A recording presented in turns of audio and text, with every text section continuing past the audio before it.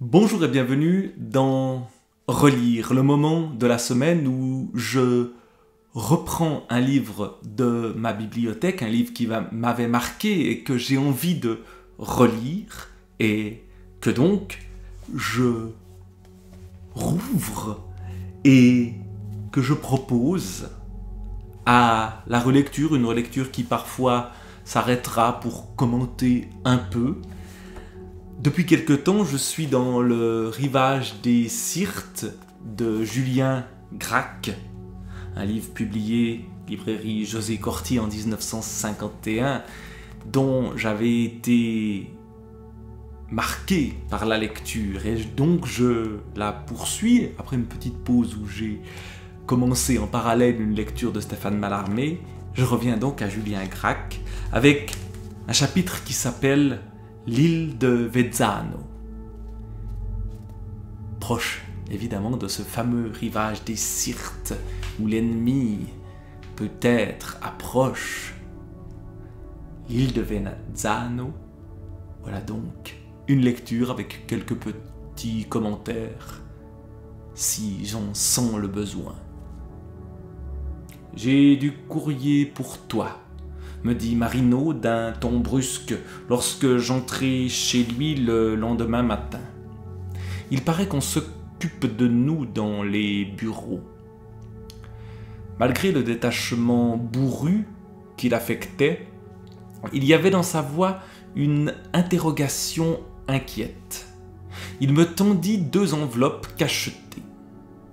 Je reconnus le timbre du conseil de surveillance dont dépend à Orsena la conduite des affaires de haute police. Il faisait pressentir quelques graves affaires. J'en donnai des charges à Marino sans mot dire, et j'attendis pour les ouvrir un moment où je serais seul. J'étais peu habitué au style administratif, en usage dans les bureaux de la seigneurie.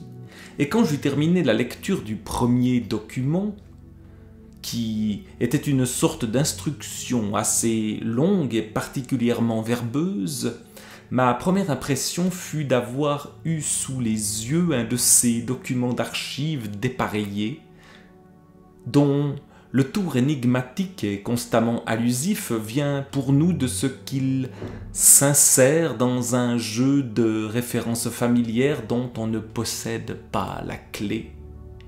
Évidemment, on connaît ce genre de documents juridiques, etc., qu'on lit sans rien y comprendre parce qu'on ne possède pas la clé du langage.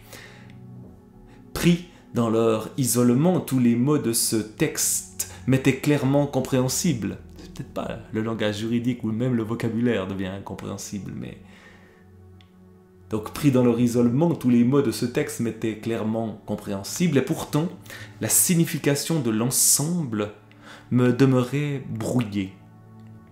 À certains tours mal explicables de la phrase, à l'accumulation superflue de précautions de langage, là où on les attendait le moins, je pressentais que, pour le rédacteur, la charge exacte de signification impliquée çà et là dans quelques termes d'apparence banale n'avait pu être exactement la même que celle que j'y attachais. Le souvenir me revenait maintenant des propos que m'avait tenus autrefois Orlando, lorsque nous fréquentions ensemble l'école de droit diplomatique, propos que je jugeais alors exagérément romantiques et qui concernaient le secret. Il y a des guillemets autour du mot secret, le secret, évidemment le secret toujours à nuancer, le secret particulier à Orsena. Selon Orlando, des siècles d'une stabilité politique totale, c'est évidemment ce qui est en train de s'ébranler dans ce livre-là, mais de manière lente. Donc cette stabilité politique totale avait permis à Orsena de bénéficier d'une expérience presque unique qui était celle d'une subtile et longue décantation. la mainmise continue et héréditaire sur les grandes affaires de quelques familles choisies avait à la longue laissé s'accumuler au sommet du corps social en stagnation, comme par l'effet d'une opération chimique patiente, les principes volatiles élaborés dans les profondeurs de ce marécage sans âge qu'était devenue la ville. Toutefois, ce qui m'avait surpris dans le langage assez obscur d'Orlando était que, bien loin de considérer cette incarnation lente des principes comme vivants, comme le supplément de ces principes vivants, comme le supplément de conscience et de force qui semble légitimer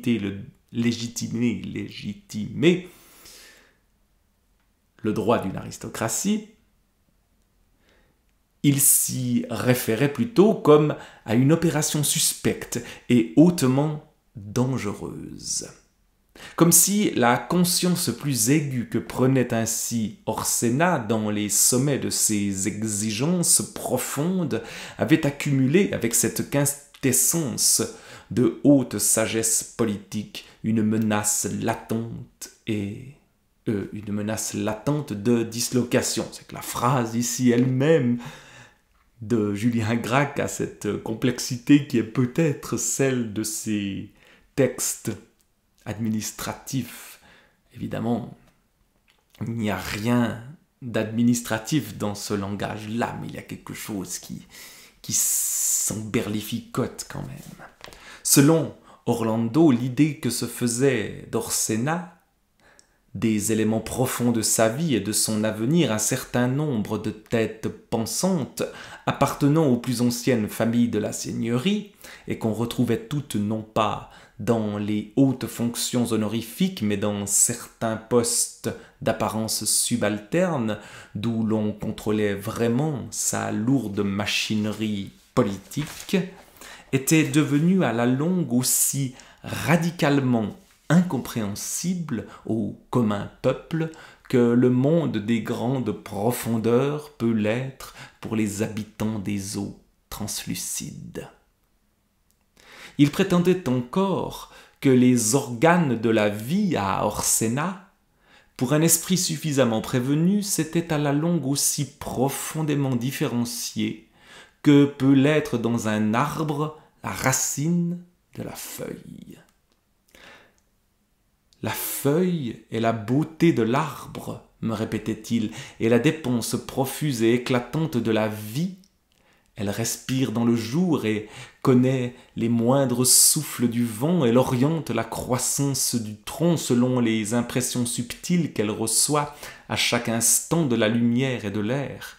Et pourtant, la vérité de l'arbre repose peut-être plus profondément, c'est intéressant ce terme de profondément qui est revenu à plusieurs reprises dans ce texte, profondeur, profondément, est quelque chose qui s'enracine précisément plus profondément dans la succion aveugle de sa racine et sa nuit nourrissante. Orsena est un arbre très grand et très vieux, et il a poussé de longues racines. Sais-tu pourquoi les arbres ne peuvent grandir dans nos syrtes ? Le printemps s'y déchaîne comme une bourrasque des mars, et le dégel est d'une brutalité sans exemple. La verdure se déploie comme les drapeaux sur une émeute, et tire la sève comme un nourrisson qui prend le sein.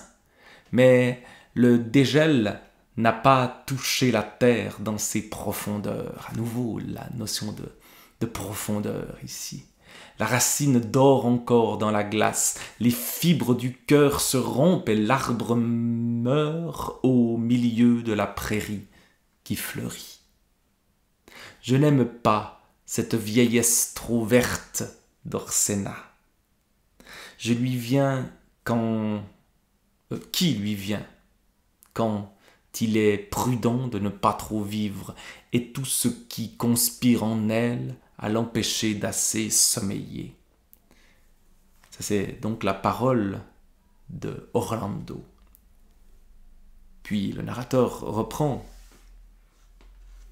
Il avait fait allusion avec insistance dans une de nos dernières conversations. Donc Orlando, c'est un ami de notre narrateur resté, je crois, à Orsena, la capitale, dans ce lieu immobile, enraciné dans des traditions très anciennes. Il avait fait allusion avec insistance,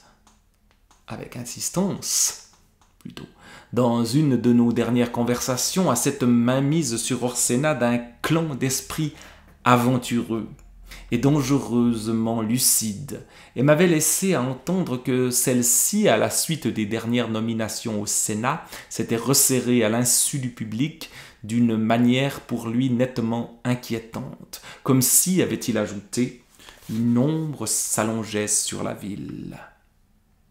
Cependant, le retour en grâce du vieil Aldobrandi,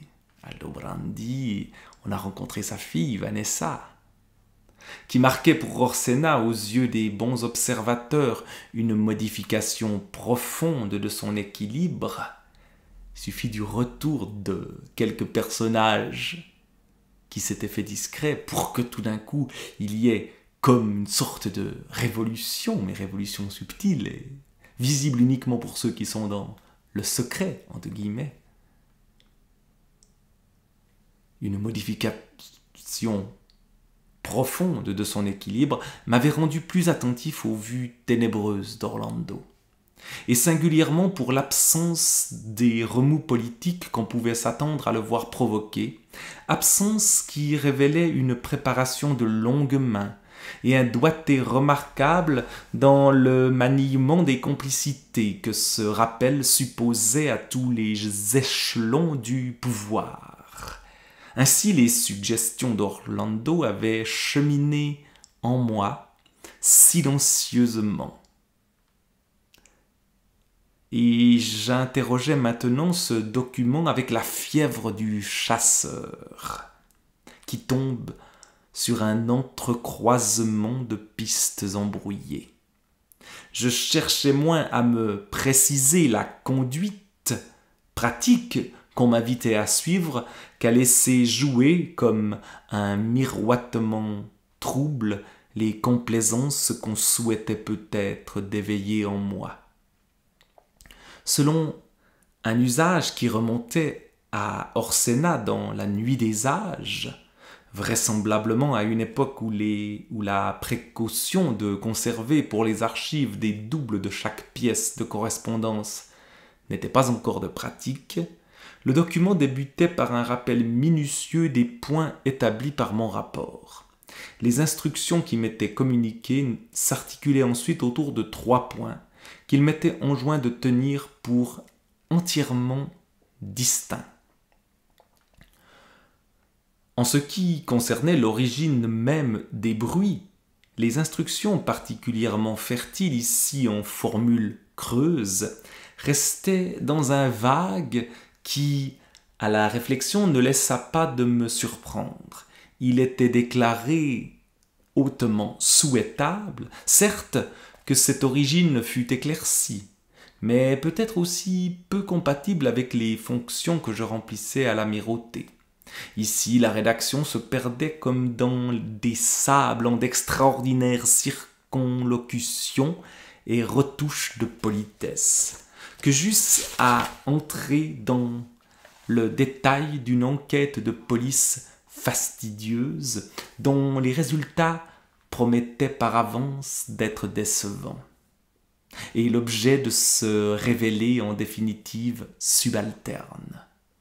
L'impression qui se dégageait de cette prose comme à dessein bourbeuse, c'est intéressant ce lien entre l'écriture et la terre qui est faite, avec l'arbre avant, mais aussi bourbeuse et tout un vocabulaire justement de l'enlisement, et qui tenait moins à son sens général, donc cette impression, à son sens général mal appréciable, qu'à l'ennui poli et compact qu'elle exprimait éloquemment, était qu'il s'agissait moins de m'aiguiller sur ce sujet précis que de se couvrir par une allusion de pure forme contre le risque encouru d'une omission. Pour une raison ou pour une autre, on me donnait courtoisement à entendre que de ce côté, il était sage de laisser jouer le frein à toute épreuve de la procédure ordinaire, entre guillemets, et prudent de se hâter lentement. Ce qui est intéressant, c'est ce compte-rendu d'un texte qu'il reçoit, qu'on aurait pu au fond retranscrire directement dans le livre ici, mais qui est une lecture, une analyse du texte que lui-même reçoit, mais dont on n'a pas la matérialité ici. Et donc, on en est, nous aussi, comme le narrateur, livré à des hypothèses. Qu'est-ce qu'ils veulent dire? Qu'est-ce qui se passe? On est un peu perdu. Le degré exact de réalité des bruits semblait préoccuper d'une toute autre manière le rédacteur de la note. Et ici, pour la première fois, je commençais à m'aviser, entre le rapport que j'avais établi et ce document ambigu, d'une subtile différence de perspective. L'idée que des fables si extravagantes puissent avoir un degré de réalité quelconque ne m'était pas même sérieusement venue. Ou peut-être l'avais-je dès le début instinctivement réfréné comme un manquement aux convenances qui m'eût disqualifié auprès de la seigneurie. Or, il m'apparaissait, jusqu'à me déconcerter tout à fait, que c'était dans mon rapport précisément ce scepticisme que je croyais de commande qui avait déplu. On pouvait discerner dans l'empressement qu'on montrait à traiter ces bruits comme une donnée solide sur laquelle on pouvait s'appuyer, à leur accorder sans autre vérification un fondement et un avenir, comme une volonté de déboucher à travers eux sur une perspective longtemps interdite, de leur prêter un lointain, un au-delà dont la possibilité m'était subtilement et attentivement suggérée. Comme si l'on eût craint surtout que je refermasse trop vite une porte soudain battante, une porte que l'on avait secrètement attendu de voir s'entr'ouvrir. Voilà, il y a quelque chose qui se passe enfin, a-t-on envie de dire. Et puis là, on a une citation véritablement de la note, juste après. La seigneurie, concluait sur ce point les instructions, attache un intérêt très vif aux efforts que vous ne pouvez manquer de faire pour éclaircir ce point essentiel. La réglementation extrêmement stricte en vigueur en ce qui concerne la navigation dans la mer des Syrtes, réglementation inspirée en d'autres circonstances, plus peut-être par le souci immédiat d'éviter en mer des rencontres périlleuses que par les exigences d'une information exacte dont le prix est apparu avec le temps et a fait quelquefois souhaiter de la voir assouplir, peut rendre sans doute ces vérifications délicates et incomplètes, mais il appartient à votre intelligence et à votre zèle de leur donner toute la précision et l'ampleur compatibles avec les pouvoirs dont vous avez reçu notification. En ce qui concerne la remise en état de défense de la forteresse, et là, à l'intérieur de la note qu'on a ici retranscrite, s'ouvre une parenthèse, un commentaire du narrateur, ici j'écarquillais les yeux. Outre qu'il n'avait jamais été question, même une seconde, de travaux militaires à l'amirauté, mon rapport rédigé avant la proposition de Roberto, donc Roberto dans un chapitre précédent est un des compagnons de notre narrateur qui a fait remettre en l'état la forteresse de l'amirauté, ne pouvait avoir été que muet au sujet de la forteresse, mais je vis qu'ici, on me renvoyait pour éclaircissement aux pièces jointes. La parenthèse se referme. Et donc on reprend la lecture, cette fois, de la note. La seigneurie s'étonne de n'avoir été avisée qu'indirectement d'une initiative sur laquelle il est fâcheux qu'on ne l'ait pas consulté et sur laquelle il serait plus grave encore de revenir pour des raisons qui ressortent de la lecture du document ci annexé. La seigneurie, tout en reconnaissant que cette décision a pu être dictée sur place par un souci légitime de sécurité, et qu'elle correspond en définitive aux exigences de la situation, souhaite qu'à l'avenir des décisions d'une telle portée susceptibles d'engager sa politique générale ne puissent être prises sans qu'il lui en soit rendu compte dans le plus bref délai. Et là, les guillemets sont fermés et on continue à commenter cette note, reçue donc par notre narrateur qui est une sorte d'espion mais quasiment officiel dans ce lieu. Tout le monde sait que c'est l'espion du pouvoir politique. Les instructions officielles s'arrêtaient là. Elles me prêtaient longuement à réfléchir et à m'étonner. Mais maintenant, quelqu'un, ce quelqu'un est écrit en italique, qui est-ce, en son propre nom prenait la parole.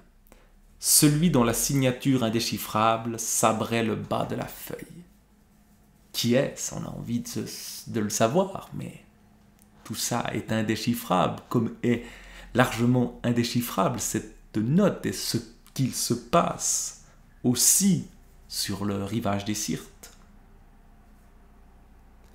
Une voix me tirait à l'écart, singulièrement reconnaissable, me semblait-il, sans que je l'eusse jamais entendu, à sa plénitude de sonorité et comme à un velouté ancien de puissance. Cette voix perçait maintenant le bredouillement officiel et s'élevait seule, comme si, plus qu'au flot des paroles décevantes, il eût été de toute importance de disposer maintenant mon oreille aux suggestions profondes, presque hypnotiques, d'un certain timbre, à nouveau en italique comme le mot quelqu'un, un timbre de voix.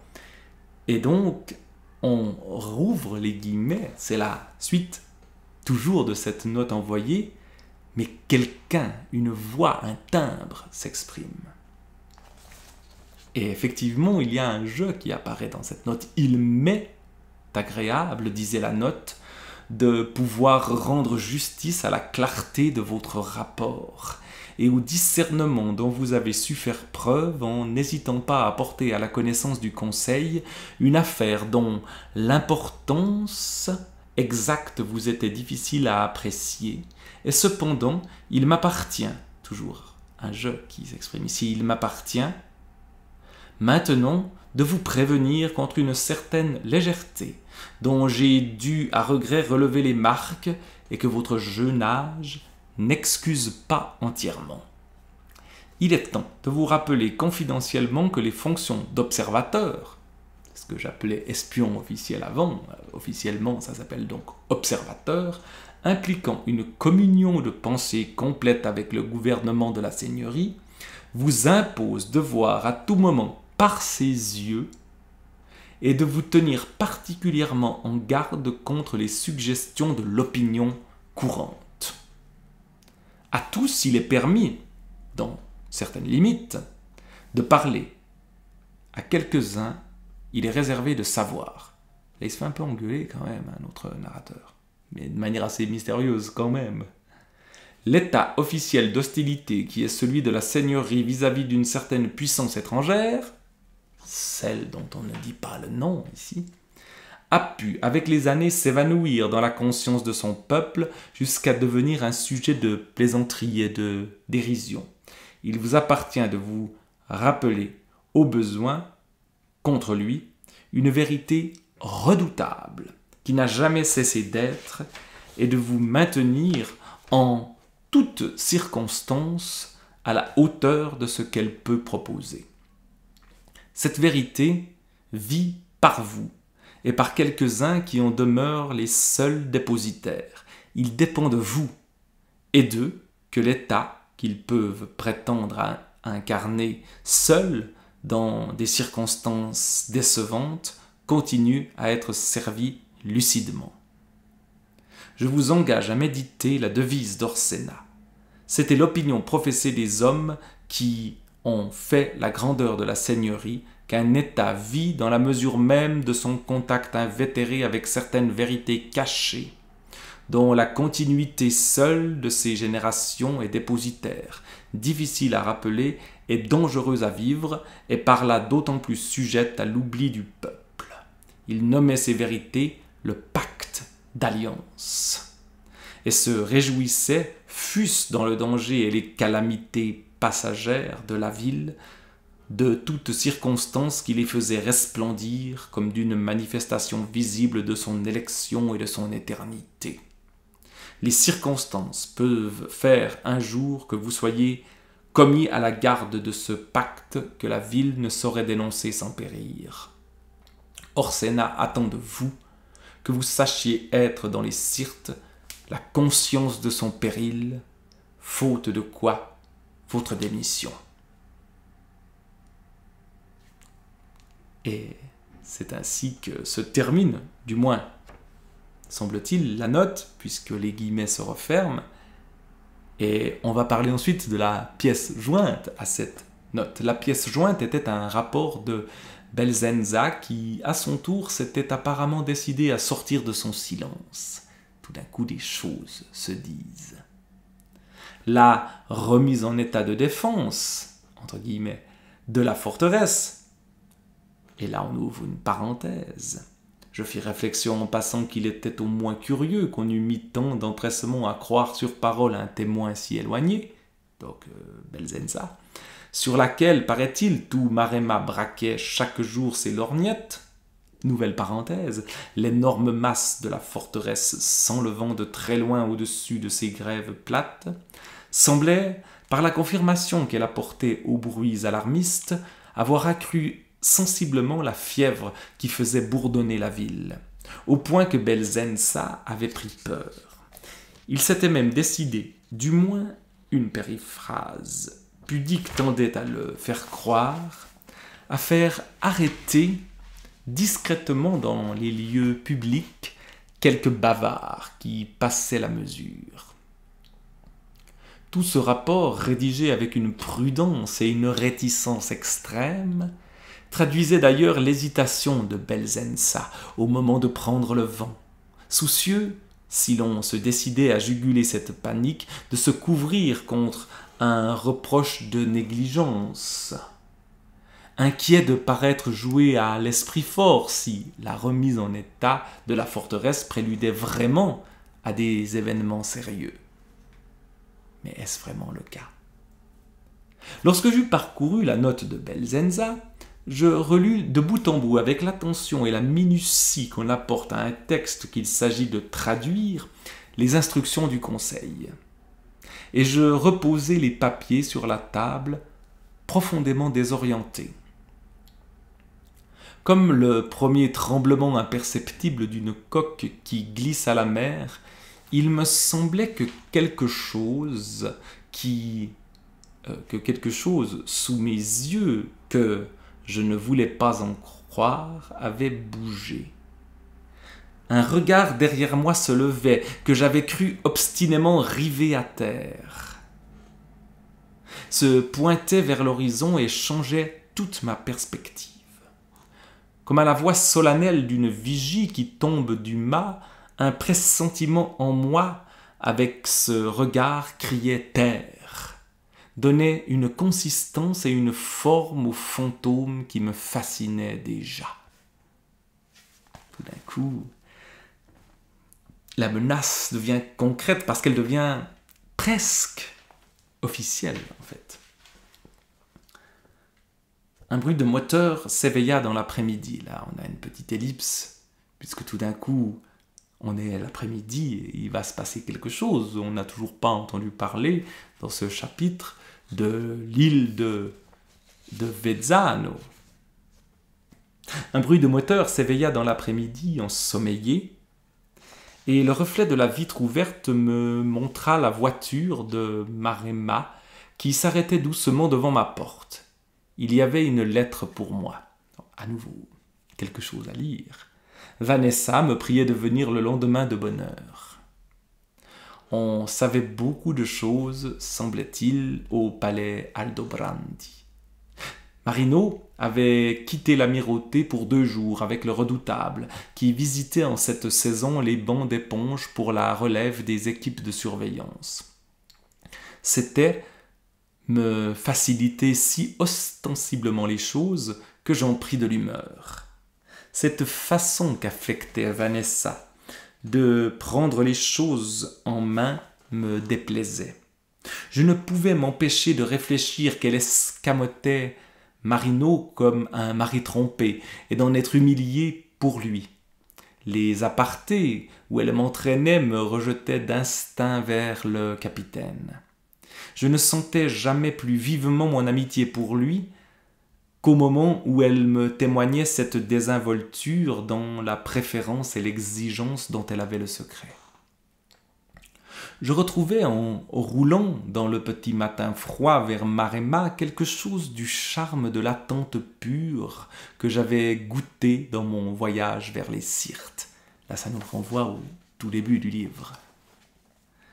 Je me cherchais ou je ne cherchais pas même à deviner où me menait cette équipée autour de laquelle Vanessa faisait tant de mystère. Le chant triste des oiseaux des Syrtes montait avec le jour, ouaté et monotone déjà, comme chacune de leurs journées, s'égrenait comme du sable sur ces espaces sans bornes. Le calme des plaines grises, toujours moites de brume au matin, ressemblait à ces aubes d'été languides qui se traînent, comme assommées sous une fin d'orage. Je me retournais parfois pour apercevoir derrière moi la forteresse d'une livide couleur d'os sous son drapé de brouillard. Devant moi, dans le lointain, les reflets de mercure de la lagune venaient mordre sur l'horizon une mince ligne noire et dentelée, et dans cette matinée déjà pesante, il me semblait sentir ces 2 pôles autour desquels maintenant oscillait ma vie, se charger sous leur voile de brume d'une subtile électricité.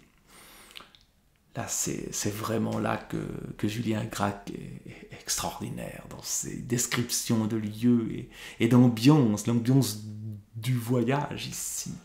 Le rapport de Belzenza, là on va revenir à ce qui tracasse notre narrateur, le rapport de Belzenza me revenait à l'esprit avec plus de force. Je fixais mes yeux sur ce liseré sombre qui s'allongeait sur la mer, mais quand même on revient au paysage. Déjà les exhalaisons puissantes et lourdes de sa lagune m'arrivaient par bouffées dans le vent endormi, comme quand l'œil plonge d'une colline sur les fumées d'une cité lointaine. Je prêtais malgré moi l'oreille aux murmures bas et acharnés que faisait dans mon souvenir cette ville tapie comme un marécage dans une soirée orageuse. Il nourrissait cette atmosphère lourde, faisait palpiter mollement son cocon de brume, battait faiblement derrière elle comme le battement emmitouflé d'un cœur. Ses portes grandes ouvertes sur les reflets dansant de la lagune, le palais semblait tout à fait endormi. Mes appels n'éveillaient personne. Je m'avançais incertain et hésitant dans cette perspective insolite de pièces nues que je ne reconnaissais pas. Une indifférence glaciale tombait des voûtes et je sentais brusquement refluer sur moi toute ma mauvaise humeur. Assez irrésolu, je me mis à circuler lentement de salle en salle, en levant un œil d'ennui vers la sarabande gelée des plafonds et des fresques, comme un visiteur de musée. Je pénétrai ainsi dans une galerie écartée qui me montrait en enfilade le pont et le jardin délabré attenant au palais, au-delà du bras d'eau morte, et juste de l'autre côté de l'eau, debout dans une allée couverte, tout à coup, j'aperçus Vanessa. De toute évidence, elle se croyait seule. Elle sortait de son bain et n'avait passé qu'un large pantalon de marin et une courte veste échancrée qui laissait ses bras nus. Là, on voit tout de suite une érotisation du personnage. Elle tordait maintenant ses cheveux humides. Femme, au sortir du bain, évidemment, une figure assez classique. Au creux de ses bras bougeait une touffe brune et au creux de ses seins un pli sombre. Elle tenait ses épingles dans sa bouche serrée qui baignait tout le visage tendu d'une soudaine onde d'enfance. Dans son innocence ambiguë et son application maniaque d'écolière, on eût dit que cette bouche abandonnée, si crûment à son affaire, tirait la langue, vivait avec une intensité de fleur carnassière, dans le geste aveugle de happer et de retenir. Je restais tapi, le cœur battant devant cette étrangère soudain livrée à la grâce trouble de son animalité pure. Les doigts s'attardaient, se ployaient dans les touffes souples, la tête renversée faisait de la gorge une averse pâle, tordait doucement les seins comme autour du manche d'un poignard. Elle ressemblait au tremblement qu'on voit à l'air au-dessus d'une flamme chaude. Pour la première fois, Vanessa s'était faite chair. Elle surgissait du reflux de mes rêveries fiévreuses, ferme et élastique comme une grève faite pour la plante et la paume, une douce terre ameublie sous le fouet de pluie de sa chevelure. Quelque chose de presque inquiétant dans ce portrait de Vanessa, portrait volé de Vanessa après le bain.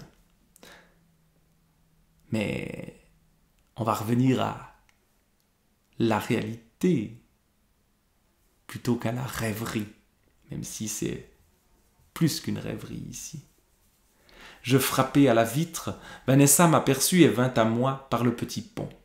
J'ai congédié tout le monde, le palais est vide, c'est une journée pour nous seuls. Je t'enlève. En mer, je vois. Oui, très loin. Il nous fallait toute la journée. Nous allons à Vezzano. La fameuse île de Vezzano qui donne son titre au chapitre. Le nom éveillait en moi des souvenirs tout proches et je sentis un mouvement de curiosité. Dans mon esprit se levait l'image d'un point noir piqué isolément sur la nappe bleue où j'avais si souvent vogué en esprit dans la chambre des cartes. Voilà, la rêverie sur le nom qui fait évidemment penser au nom évoqué par Marcel Proust. Vezzano n'était qu'un îlot minuscule, mais c'est une rêverie qui n'est pas que liée au nom, mais à cette fascination des cartes qu'on avait vu là aussi dans un des chapitres précédents. Et les traités de navigation que j'avais feuilletés à l'amirauté ne lui consacraient qu'une courte notice. On le mentionnait surtout pour la singularité de ses rivages accords et de leurs falaises dressées en face des flèches à demi submergées des lagunes, qui pouvaient offrir un abri aux navires surpris par les brusques coups de vent de l'hiver du sud. Au temps où la piraterie battait son plein dans ces parages, Vezzano avait joué pour les écumeurs de mer le rôle d'un port d'attache et d'un entrepôt fortifié. Choisi sans doute pour ses criques abritées et ses grottes spacieuses qui par endroits éventraient l'île de part en part, la proximité du continent l'avait servi encore davantage en permettant d'acheminer de nuit sur de simples barques les marchandises jusqu'aux grèves d'échouage de la côte. Mais tout ce passé de sang versé et de richesses barbares ne me retenait guère. À ce point noir, piqué sur la carte, ne s'accrochait pas davantage pour moi un souvenir ou un passage qu'au clou de lumière d'une étoile. Il était une de mes étoiles à moi, le point brillant d'une de mes constellations fixes. Si l'on piquait la pointe d'un compas à l'emplacement de Raj, Vezzano était, de tous les points du territoire d'Orsena, celui qui s'inscrivait dans le cercle de rayons le plus court. C'est là, on se rapproche de l'ennemi. On ne peut pas aller plus près si on veut rester à terre. Le soleil brillait sur la lagune lorsque nous quittâmes le palais. C'était une journée de beau temps promise. Le vent pénétrait comme une main voluptueusement dans mes vêtements libres. Avant de quitter le palais, Vanessa m'avait obligé à passer comme une veste et un pantalon de marin. Il vaut mieux qu'on ne te reconnaisse pas sur le bateau. Tu verras pourquoi. D'ailleurs, c'est plus commode, ajouta-t-elle en détournant les yeux de mes pieds nus, d'une voix de gorge un peu contractée. De sentir dans ses habits mes membres libres comme ceux de Vanessa me fiançait à elle, nous rapprochait comme un vêtement de nuit. Je sentais le vent glisser sur sa peau et sur la mienne nous unir comme son souffle même sur ma bouche. Assis sagement l'un près de l'autre, nous nous regardions en souriant, sans rien dire, heureux de cette escapade d'écolier, des bourrades de ce vent qui la décoiffait. Mon nouvel accoutrement était prétexte à de petites privautés qui me laissaient oppresser et glaçaient mes paroles sur mes lèvres, tant j'avais peur soudain de me trahir à ma gorge contractée. Je sentais la caresse légère de ses doigts sur mon cou, comme une brûlure, et à un coup de roulis brusque, son pied se posa sur le mien, et elle me ceintura de ses bras tièdes, en riant d'un rire un peu précipité. J'étais hors d'état de rien dire, mais je pressai ce pied nu, tout glacé sur les planches humides. Son bras s'attarda une seconde autour de moi et je sentis l'odeur d'enfance et de forêt de ses cheveux. En cet instant, je ne la désirais même plus. Je ne sentais plus rien que le vent fortifiant qui nous giflait de claquements d'ailes rudes et qu'une tendresse, ouvrant ses 1000 bras dans une nuit confiante, sûre de les refermer sur leur mesure même de douce chaleur. La barque se glissait maintenant dans la passe des lagunes et nous conduisait vers la pleine mer. En cet instant, rien ne pouvait plus m'étonner, fût-ce d'entreprendre la traversée de Vezzano sur cette barque minuscule. Je me tournai vers Vanessa et je lui adressai une mimique si résolue et en même temps si comiquement interrogative qu'elle éclata de rire. Ce même rire qu'elle avait eu la première nuit au bord du quai. Vezzano est un peu loin, tu sais, Aldo. Notre vaisseau de haut bord est avancé. Elle ajouta d'une voix inquiète que l'incertitude rendait un peu dure. Tu le reconnais ? Je le reconnaissais bien. Ancrée au large de la flèche de sable, une très mince silhouette, parce qu'il se présentait par la proue, rapetissait dans l'étincellement du soleil et de la mer. C'était le mystérieux bateau de Sagra. Les fameuses ruines de Sagra, là aussi, où on avait vu un bateau sans trop savoir ce qu'il faisait là. Il faut que je te prévienne, Aldo, j'ai oublié de le faire immatriculer. C'est très répréhensible, n'est-ce pas ? Tu n'auras pas trop de scrupules à t'embarquer sur un bateau de contrebande. Dans sa voix posée passait un accent de hauteur involontaire, et les yeux pitoyables se détournèrent, mais je comprenais leur mise en demeure et son attaque brutale. Je ne monterai sur le bateau qu'en prisonnier. Dans cet instant, je sentis que quelque chose allait se décider pour toujours, et je cherchai les yeux de Vanessa. Il brillait maintenant sur moi, étoilé et fixe. Il me traversait vers un lointain.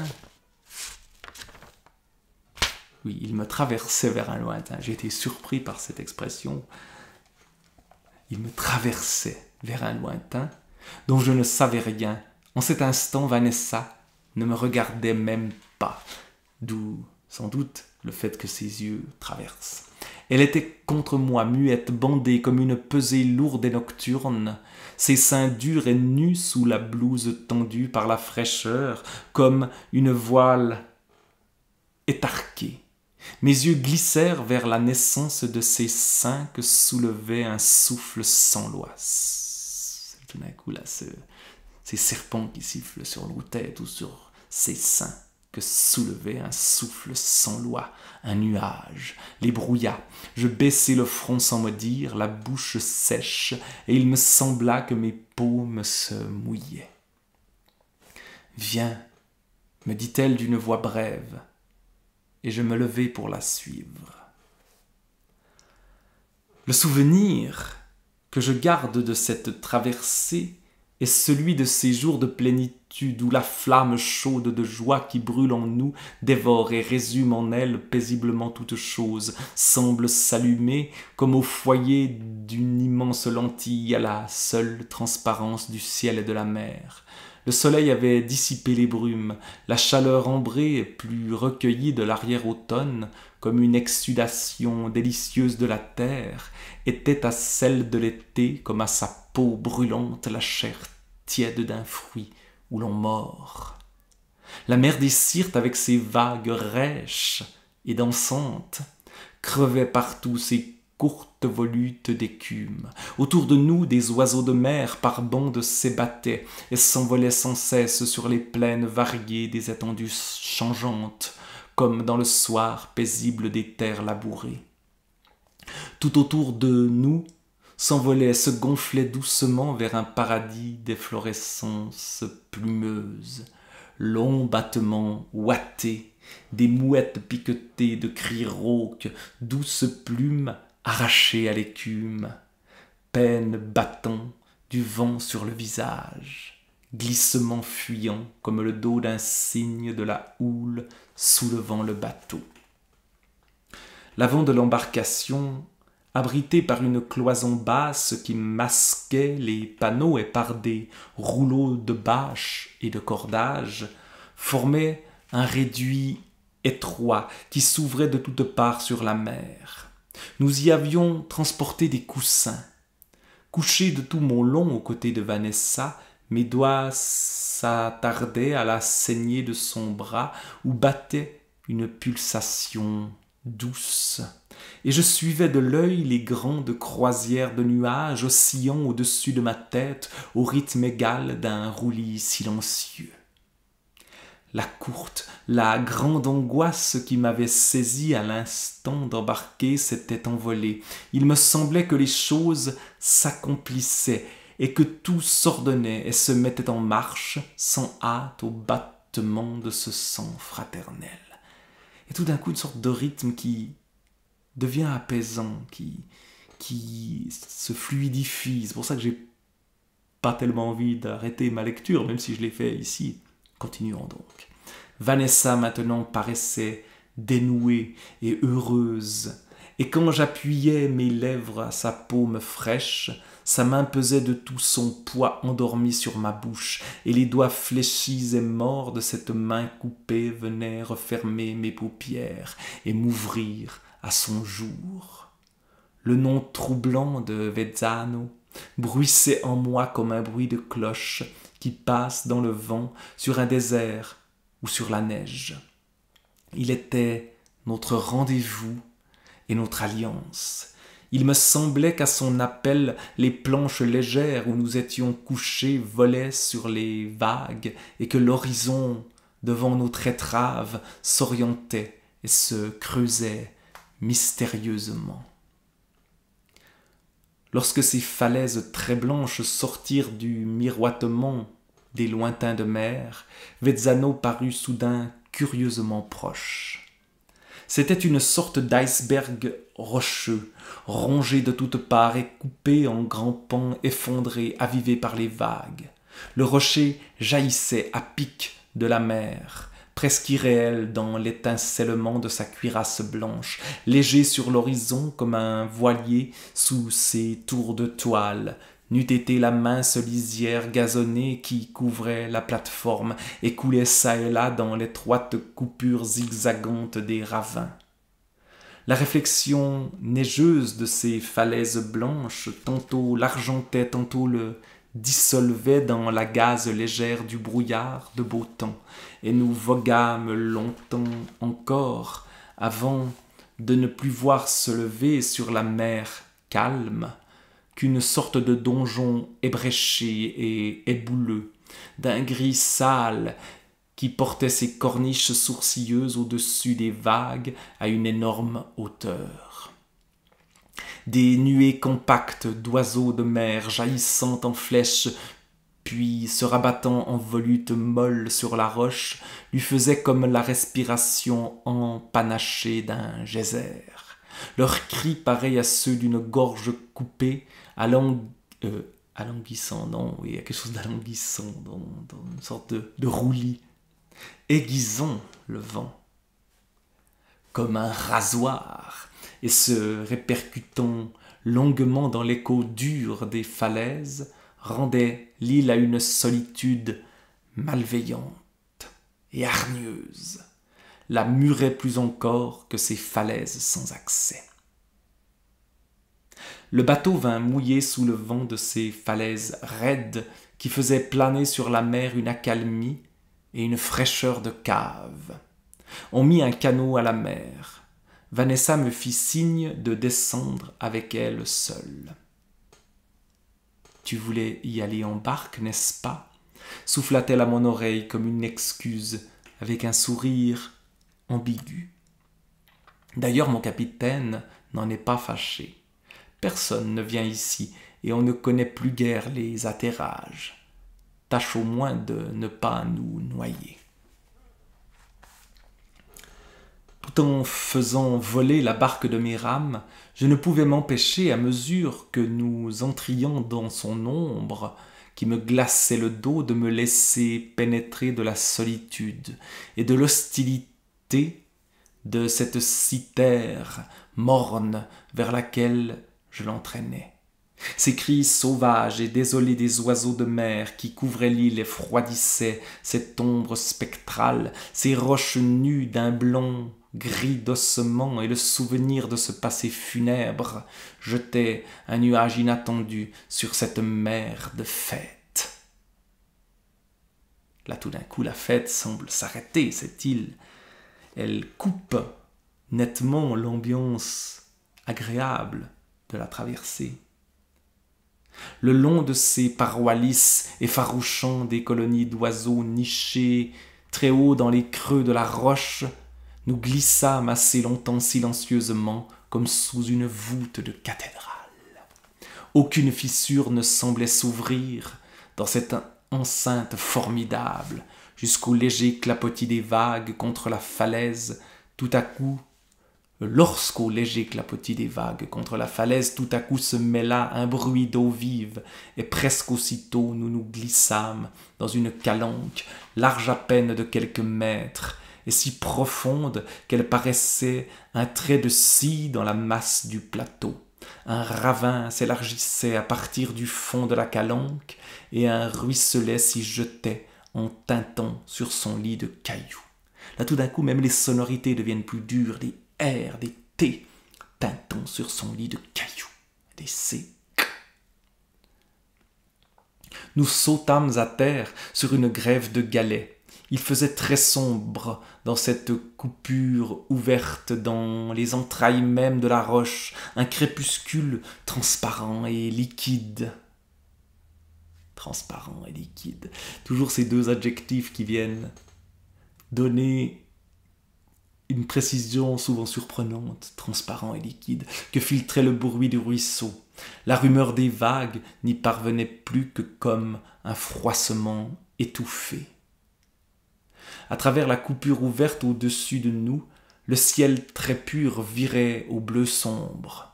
Dans l'enfilade du ravin où s'engouffrait le jour, un arbre isolé, très haut au-dessus de nos têtes, découpait sa silhouette toute trempée de soleil et semblait nous faire signe vers les hauteurs. L'intimité silencieuse et la pénombre de cette gorge étaient si inattendues que nous demeurâmes un moment sans rien dire, embarrassés et souriant l'un à l'autre comme des enfants qui se glissent dans une cave défendue. Et si brusquement complice était le secret renfermé de cette crypte close que Vanessa, saisie d'une angoisse involontaire, devant le déclic de ce piège qui se refermait, fit en trébuchant, j'ai moi-même trébuché sur le mot, il y a quelque chose qui devient inquiétant, qui fait peur ici, fit en trébuchant sur les galets quelques pas incertains, comme pour fuir. Je percevais son souffle défait et trop rapide, mais surgissant derrière elle, et tout battant d'un sang brutal à l'aveu de cette faiblesse qui me transperçait délicieusement, je passai mon bras sous le sien et renversai durement sa tête sur mon épaule. Et en une seconde, elle sembla s'éparpiller et s'alourdir, et ne fut plus qu'une pesanteur brûlante et molle, dénouée et toute renversée sur ma bouche. Nous dûmes passer de longues heures dans ce puits d'oubli et de sommeil. La coupure du rocher au-dessus de nos têtes jointes était si étroite, et le ciel qui s'y enchâssait si lointain et si calme, que les variations du jour, dans l'absence du jeu plus allongé des ombres, ne parvenaient plus jusqu'à nous.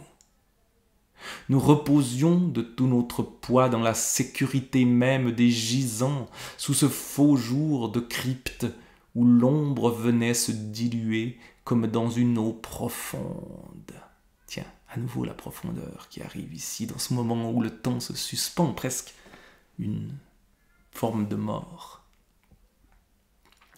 Les légers bruits autour de nous, un bruit d'eau vive sur les galets, le lappement insensible et le minuscule gargouillis dans les creux de roches de la marée montante, donnaient à l'écoulement du temps, par leurs longs intervalles suspendus et leur soudaine reprise, une incertitude flottante, coupée de rapides sommeils, comme si la conscience légère qui venait affleurer en nous par instants eût puisé dans cette immersion même le minime surcroît de poids qui la plongeait aussitôt dans un court évanouissement.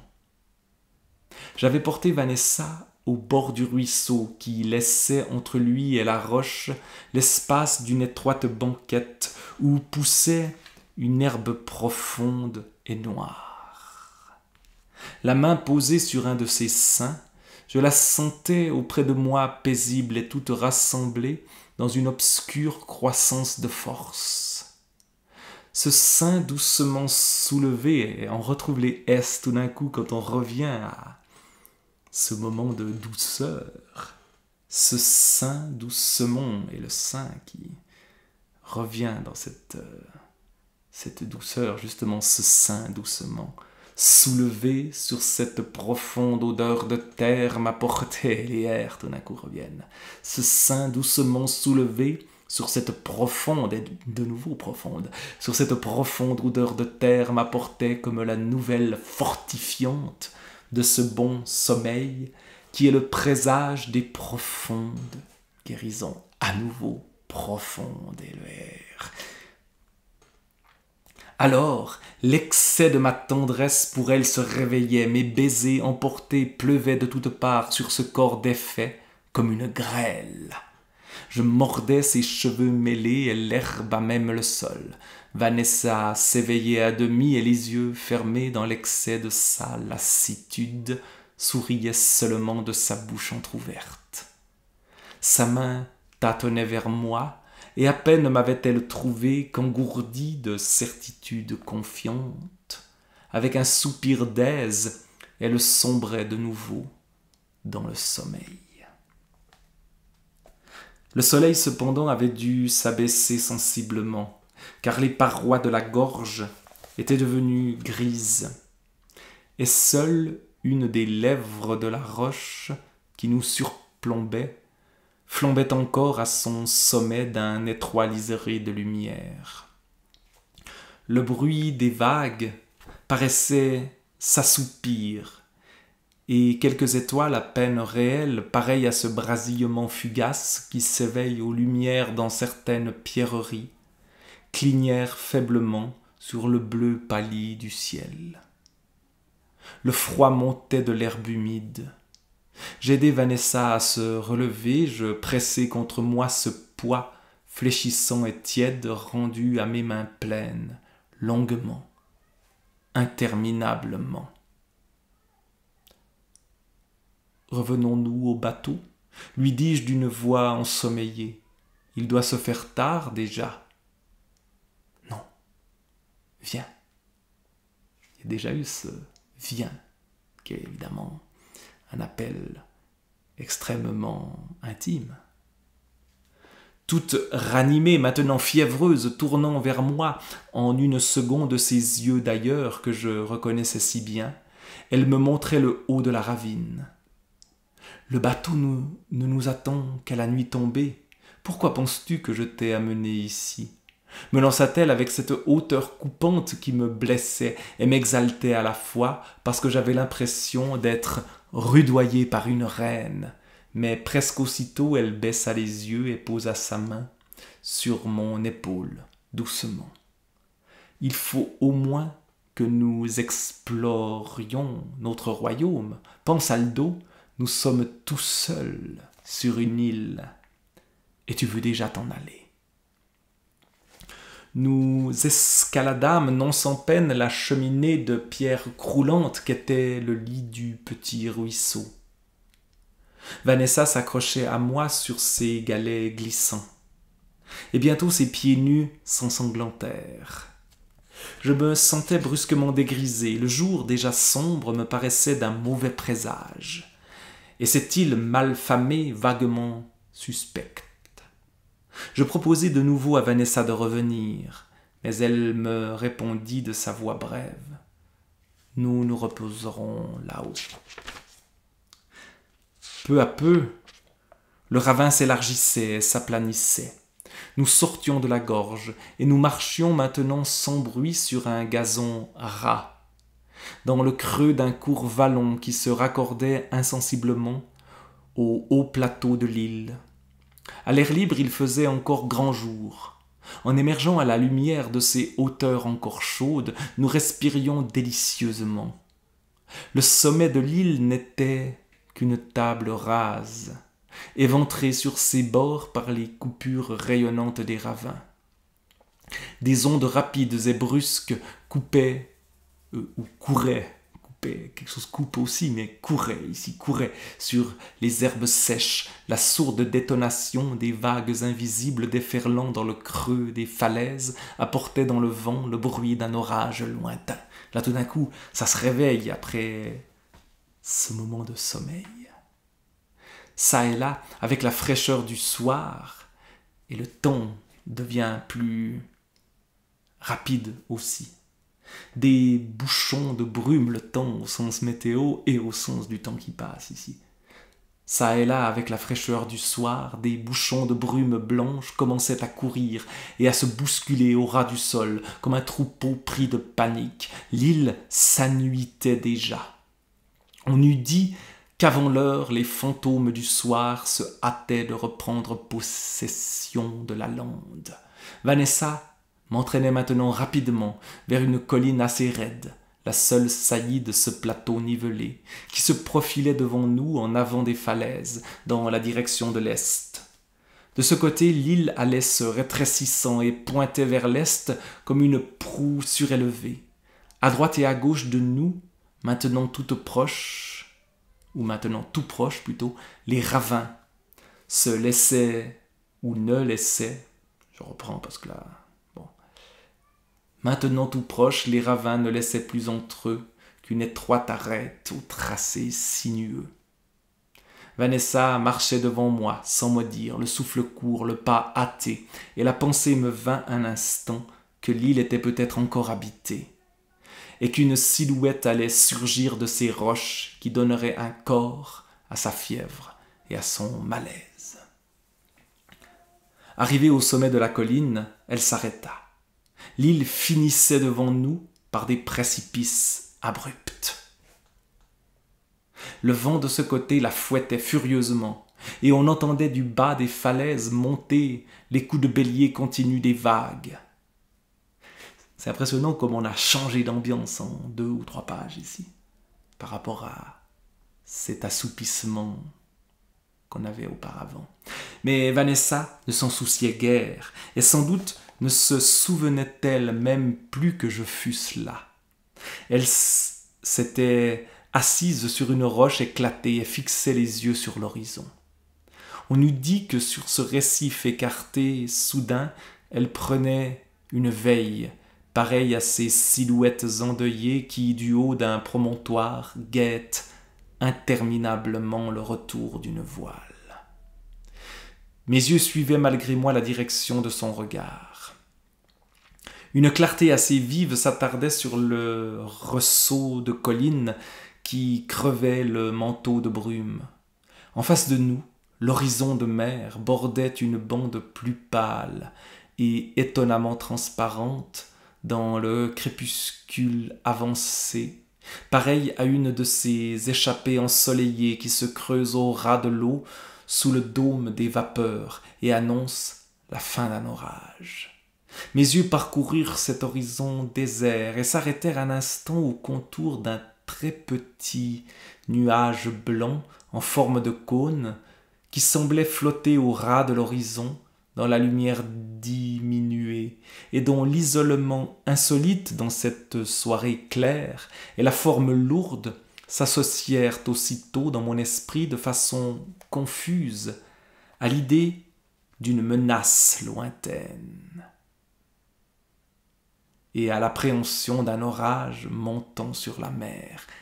Mais peut-être bien qu'on regarde aussi le Farguestan, l'ennemi, ici, puisqu'on est dans le point le plus proche. Un froid brusque maintenant s'abattait sur l'île, le vent fraîchissait, à l'approche de la nuit, les oiseaux de mer avaient cessé de crier. J'avais hâte soudain de quitter cette île chagrine et sauvage, évacuée comme un navire qui coule. Je touchai sèchement l'épaule de Vanessa. Il se fait tard. Viens, rentrons.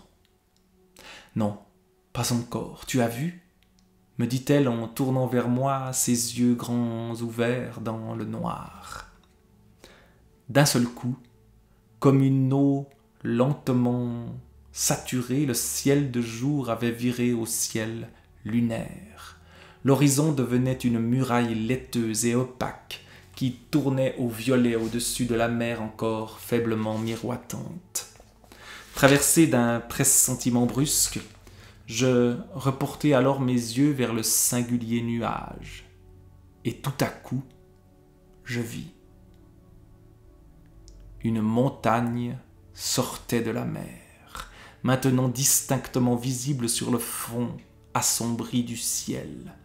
Un cône blanc et neigeux flottant comme un lever de lune au-dessus d'un léger voile mauve qui le décollait de l'horizon, pareil dans son isolement et sa pureté de neige, et dans le jaillissement de sa symétrie parfaite, à ces phares diamantés qui se lèvent au seuil des mers glaciales.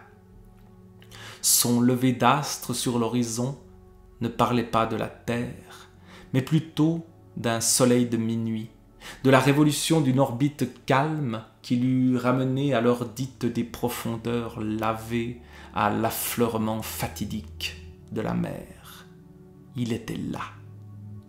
Sa lumière froide rayonnait comme une source de silence, comme une virginité déserte et étoilée. « C'est le Tengri », dit Vanessa sans tourner la tête. Elle parlait comme pour elle-même, et je doutais de nouveau qu'elle eût conscience que je fusse là. Nous demeurâmes longtemps, sans mot dire, dans l'obscurité devenue profonde.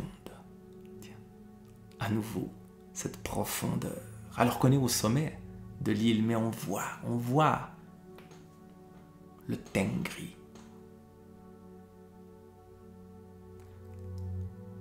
Le sentiment du temps s'envolait pour moi. La lumière de la lune tirait vaguement de l'ombre la cime énigmatique pour l'y replonger aussitôt, la faisait palpiter irréellement sur la mer effacée. Nos yeux fascinés s'épuisaient à suivre le déploiement de ces phases mourantes, comme aux dernières lueurs plus louches et plus mystérieuses d'une aurore boréale. Enfin, il fit nuit tout à fait. Le froid nous transperça. Je relevai Vanessa sans mot dire. Elle s'appuya à mon bras toute lourde. Nous marchions la tête vide, les yeux douloureux de leur excès de fixité, les jambes molles. Je tenais Vanessa étroitement serrée contre moi sur le chemin périlleux et glissant que nous avions peine à suivre dans le noir. Mais cet appui que je lui prêtais n'était plus en ce moment qu'un réflexe machinal et sans tendresse.